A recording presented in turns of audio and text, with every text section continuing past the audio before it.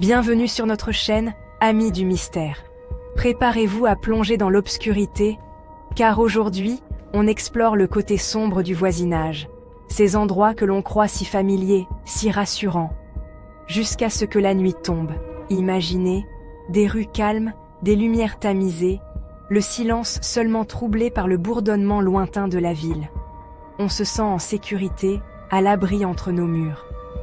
Mais derrière les façades impeccables et les sourires polis, se cachent parfois des secrets glaçants. Des histoires qui vous donneront la chair de poule, qui vous feront douter de chaque craquement de plancher et de chaque ombre furtive. Tendez bien l'oreille, car ces histoires pourraient vous arriver à vous. N'oubliez pas de vous abonner et d'activer la cloche pour ne pas manquer les prochaines histoires terrifiantes. Welcome to our channel. Today, we have 4 spine-chilling stories that will make you question every noise you hear at night. Stay tuned, and don't forget to like, subscribe, and hit the bell icon for more terrifying tales. Camille, jeune femme dynamique, venait tout juste de poser ses valises dans cet immeuble ancien, plein de charme avec ses hauts plafonds et ses moulures d'époque. Elle était excitée par ce nouveau départ, prête à commencer une nouvelle vie dans cet endroit si pittoresque. L'appartement était parfait, spacieux, lumineux et à un prix imbattable. Camille ne pouvait pas croire sa chance d'avoir trouvé un tel bijou au cœur de la ville. Les premières nuits furent calmes, presque trop calmes. Camille s'endormait facilement, bercée par le silence apaisant de son nouvel environnement. Puis, les murmures ont commencé. D'abord faibles et lointains, ils devinrent rapidement une présence constante. Chaque soir, vers 3 heures du matin, un murmure indistinct semblait traverser le mur de sa chambre. Camille se réveillait en sursaut, le cœur battant. Un murmure grave, rauque, comme une prière récitée à voix basse. C'était comme si quelqu'un récitait des mots anciens, chargés de mystère. Camille essaya d'ignorer ces sons étranges, se persuadant qu'il ne s'agissait que de la tuyauterie ou de voisins nocturnes. Elle se disait que c'était sûrement une vieille maison avec ses propres bruits. Mais les murmures persistaient, devenant chaque nuit un peu plus audibles, un peu plus menaçants. Ils semblaient se rapprocher comme s'ils cherchaient à atteindre Camille. Camille. Ah Camille. Ces murmures, ils viennent de l'appartement d'à côté? Elle se demandait si elle n'était pas en train de devenir folle. Concierge. Ah, concierge. Ma pauvre petite, cet appartement est vide depuis des années. La concierge la regardait avec une expression de pitié. Le locataire précédent, un homme très pieux, y est décédé. Il passait ses journées à prier, enfermé dans sa chambre. On dit que son âme erre encore dans les murs, priant sans relâche pour son salut. Les anciens locataires avaient tous ressenti sa présence. Camille, pétrifiée, comprit alors que les murmures n'étaient pas des bruits de canalisation. Elle réalisa que quelque chose de surnaturel se passait. Chaque nuit, elle partageait son sommeil avec l'âme tourmentée de l'ancien locataire, un homme mort entre ces mêmes murs. Elle se sentait de plus en plus oppressée. Elle tenta de trouver le sommeil, se répétant que les fantômes n'existent pas. Mais ses efforts étaient vains. Mais chaque fois qu'elle fermait les yeux, le murmure revenait, plus distinct, plus proche. Il semblait vouloir lui dire quelque chose d'important. Comme si l'homme derrière le mur cherchait à lui transmettre un message. Un message qu'elle devait absolument comprendre pour trouver la paix. Sophie adorait son quartier. Un havre de paix en banlieue, avec ses maisons coquettes et ses jardins fleuris. Une communauté soudée où tout le monde se connaissait, ou du moins, c'est ce qu'elle croyait. Tout bascula un soir d'automne. Le téléphone sonna à minuit pile. Un frisson parcourut l'échine de Sophie lorsqu'elle décrocha, n'entendant qu'une respiration saccadée de l'autre côté du fil. Les appels se répétèrent chaque nuit, toujours à la même heure, plongeant Sophie chaque fois un peu plus dans l'angoisse. Qui était cet harceleur silencieux? Que voulait-il? Sophie, à Sophie. « Sophie, tu es la prochaine, Sophie !» Un cri d'horreur échappa à Sophie avant qu'elle ne raccroche violemment, le cœur battant la chamade. La police prit l'affaire au sérieux. L'enquête les mena à un suspect, le voisin d'en face, un homme discret et solitaire que Sophie croisait souvent sans jamais lui adresser la parole. Dans sa maison, la police découvrit un véritable hôtel macabre. Photos de Sophie, plan de son domicile et une liste de noms, chaque nom barré d'un trait rouge sang, sauf le sien. Son nom était le dernier, marqué pour cette nuit-là. Le voisin fut arrêté, mais l'ombre de la terreur planait toujours sur Sophie. Comment cet homme apparemment inoffensif avait-il pu nourrir de telles intentions? Et si la liste n'était que le début d'un plan plus vaste, plus sinistre? Paul adorait la vue imprenable qu'offrait son appartement, situé au dernier étage d'un immeuble ancien. Chaque soir, il se tenait à la fenêtre, contemplant les lumières de la ville qui scintillaient comme des étoiles. Un seul bémol, le grenier, situé juste au-dessus de son appartement, est condamné depuis des lustres. Personne ne semblait savoir pourquoi il était scellé, et cela intriguait Paul. Au début, il n'y prêta aucune attention. Les bruits étaient rares et semblaient anodins, comme des craquements de bois. Mais peu à peu, des bruits étranges commencèrent à perturber son sommeil. Des grattements sourds, des pas lourds et lents, comme si quelqu'un se déplaçait avec difficulté au-dessus de sa tête.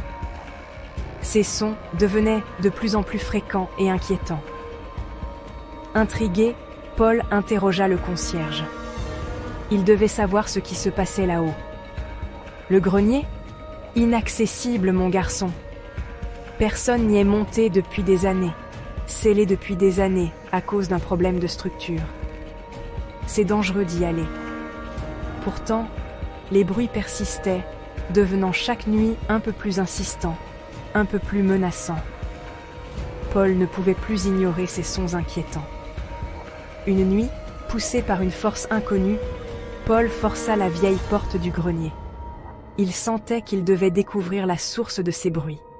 L'air à l'intérieur était lourd, stagnant, chargé d'une odeur de poussière et de moisissure.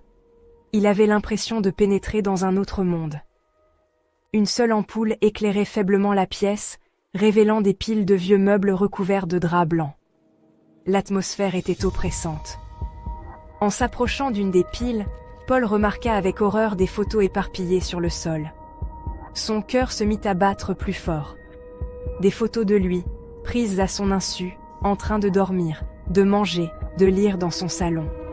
Qui pouvait bien les avoir prises? Soudain, une ombre se dessina dans l'embrasure de la porte. Paul sentit un frisson glacé parcourir son échine. Le voisin du dessous, un homme taciturne que Paul évitait instinctivement, se tenait là, un marteau rouillé à la main, un sourire malsain aux lèvres. Il semblait attendre ce moment depuis longtemps. « Je vois que tu as trouvé mon petit atelier, Paul, » dit-il avec une voix qui résonnait dans le grenier. Murmura-t-il d'une voix douce et glaciale. Paul sentit la panique monter en lui. Paul comprit alors qu'il s'était aventuré dans l'antre d'un fou. Un fou qu'il observait depuis bien trop longtemps. Il devait trouver un moyen de s'échapper avant qu'il ne soit trop tard. Élodie avait toujours trouvé ses voisins d'en face charmants. Ils semblaient être le couple idéal, toujours prêt à offrir un sourire chaleureux et un mot gentil. Un couple modèle, vivant dans une maison impeccable, toujours souriant et poli. Leur jardin était toujours bien entretenu, et leur maison brillait de propreté. Mais derrière cette façade de perfection se cachait une réalité bien plus sinistre. Une ombre inquiétante planait sur cette maison apparemment parfaite. Tout commença par des fêtes nocturnes, organisées à un rythme effréné chez ses voisins. Les soirées semblaient ne jamais s'arrêter, et chaque nuit apportait son lot de bruit et de chaos.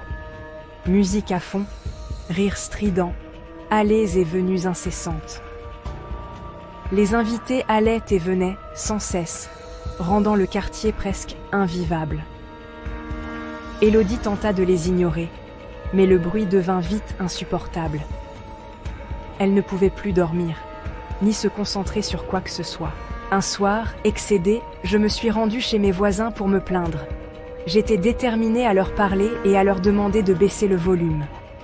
En approchant de la maison, j'ai remarqué une étrange silhouette immobile dans le salon, éclairée par la lumière crue de la télévision.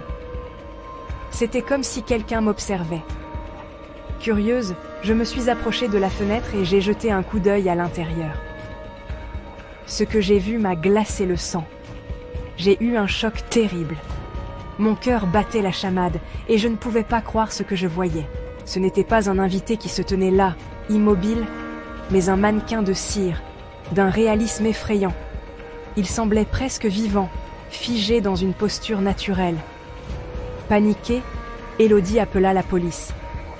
Elle savait que quelque chose de terrible se passait dans cette maison. L'intervention se transforma rapidement en scène de crime macabre. Les policiers furent horrifiés par ce qu'ils découvrirent. La maison était remplie de mannequins, chacun d'eux une réplique exacte de personnes portées disparues ces derniers mois. C'était comme un musée macabre. Le couple parfait se révéla être un duo de tueurs en série, utilisant les mannequins pour dissimuler leurs crimes et maintenir l'illusion d'une vie sociale active. Leurs plans étaient diaboliquement ingénieux. Leurs sourires polis n'étaient que des masques, cachant une folie meurtrière insoupçonnée. Ils avaient trompé tout le monde avec leur façade parfaite. Traumatisée, j'ai réalisé que les apparences sont souvent trompeuses. Ce que je croyais être une simple nuisance s'est révélé être un cauchemar. Le mal peut se cacher partout, même derrière le sourire affable de vos voisins. Il est essentiel de rester vigilant et de ne jamais se fier uniquement aux apparences. Alors, chers amis, la prochaine fois que vous croiserez vos voisins dans l'escalier ou que vous entendrez un bruit suspect derrière votre mur, rappelez-vous ces histoires. Le danger peut se cacher là où on s'y attend le moins et les apparences sont souvent trompeuses. N'hésitez pas à partager vos propres histoires effrayantes dans les commentaires et dites-nous ce que vous avez pensé de ces récits glaçants.